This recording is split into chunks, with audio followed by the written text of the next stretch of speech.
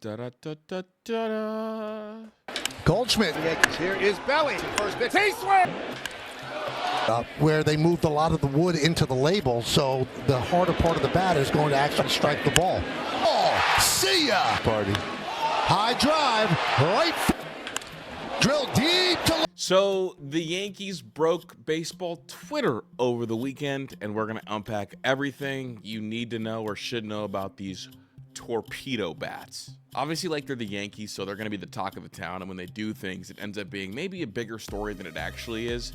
This is a case of a story probably deserving to be big, but the Yankees are the reason it got big.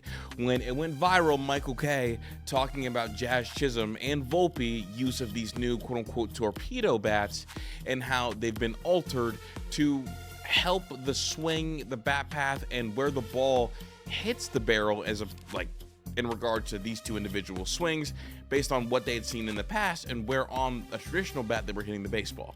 This little mention paired up with the Yankees having a astronomically large day, scoring 20 runs on the Brewers and then going on to score 13 or 12, whatever, the next day in a series where they hit 15 home runs, led the world, the baseball Twitter world, to really look around, and it generated a lot of buzz. That paired with, a Brewers pitcher saying it's the Yankees, so they're going to let it slide, and kind of the lack of information out there about this torpedo bat has really led to a range of reactions amongst MLB fans across the sport.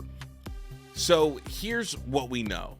One of the Yankees' most valuable weapons is a guy that is no longer with the Yankees if you are a big believer in the torpedo bat and the amount of damage it does, and if you would want to give that the most credit for the historic offensive weekend the Yankees had, which included a back-to-back-to-back home run to open up a game, all on the first pitch.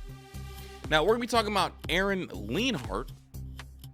People call him Lenny, as I'll refer to him in this show, and he is a scientist, and he's behind the torpedo bat right now that everybody's talking about, and what's now the most dangerous offense people believe in the sport. Also, opening, weekend overreaction. It was just the Brewers who weren't really throwing any flamethrowers in those two games that they got tattooed in, but we'll get to that later. Aaron isn't from really the baseball world. He spent his early career earning a PhD at MIT, working on a NASA-funded experiment, and serving as a physics professor at Michigan.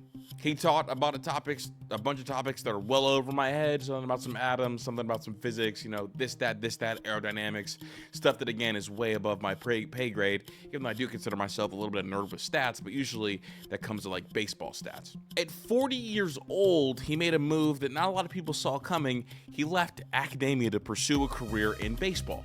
Now, he started at Dawson Community College, helping young hitters connect data with feel. Obviously, at some point, I'll have a video about are analytics good or bad for MLB.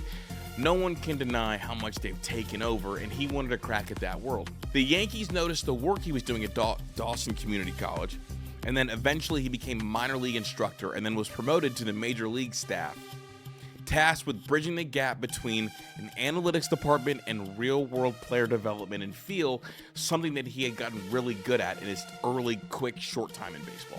This led to the designing and the implementing a torpedo bat, a bat that is designed to have the hardest, most of the wood, in the part where each batter hit the ball most frequently, essentially giving you a custom, tailor-made sweet spot based on your swing and what pitchers' tendencies were. Pitchers have been ahead of hitters, which is why stuff like strikeouts have gone up, and why you feel like pitcher stuff today is better than it ever has been, and why averages across the league are down. That paired up with the fact that slugging and OPS are kind of stats that are more impressive, that you want to see more from players, and so there's also like a difference on how hitters are being groomed.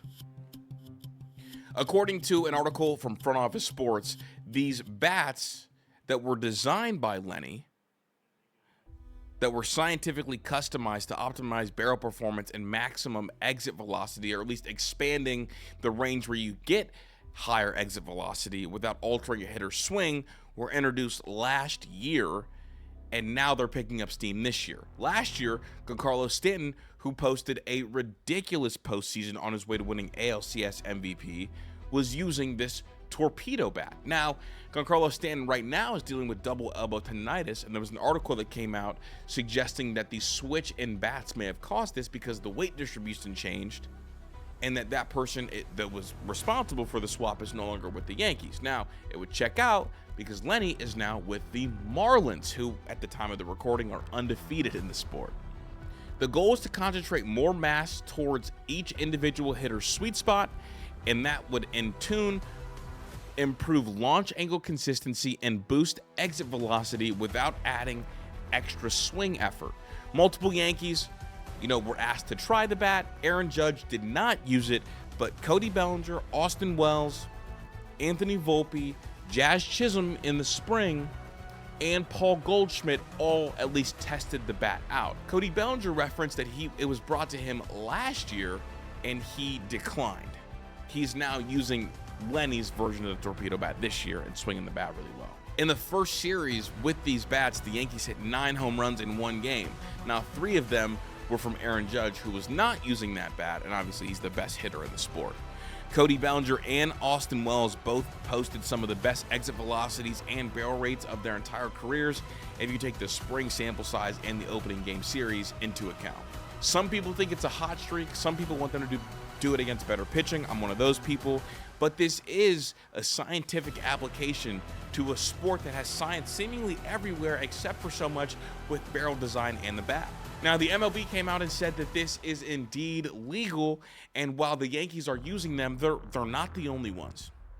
Now, the Yankees use motion capture tech, bat path analysis, and AI-powered simulation, thousands of them, to build the right tool for each swing. It's not just about data.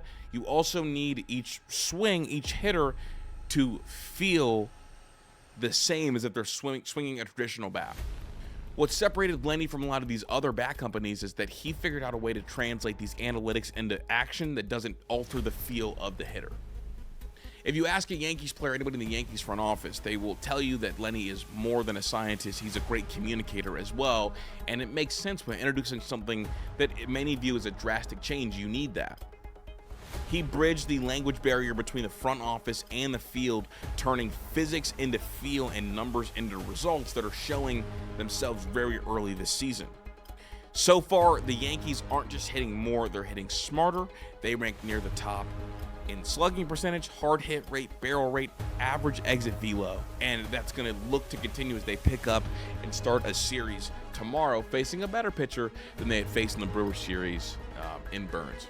From the lab to the Bronx, and now with the Marlins, Lenny is helping reinvent how offenses is built in the modern game. He didn't come from a baseball background. He came from an MIT science background, and now he's changing the way and really getting people talking about the revolution of these bats. I expect in the next 3 to 4 months you will see at least one player from every team sporting these bats. I mean, so far, Lindor, who went 0 for 11 over the weekend, had this bat. Alec Baum, today, we saw him have that bat. Junior Caminero, he had that bat. And it's just crazy that the bat gained this much attention this quickly when in reality, it was in use last year and nobody noticed until Michael Kay said it on the broadcast. Do you think these bats will be outlawed? Do you think these bats should be outlawed? Or are they a good thing for Major League Baseball? Let me know. Like, sub. Thanks for stopping by. We'll have more videos kind of recapping series and talking all things baseball all throughout the season. As always, be a friend, tell a friend, and I'll catch you guys on the channel soon.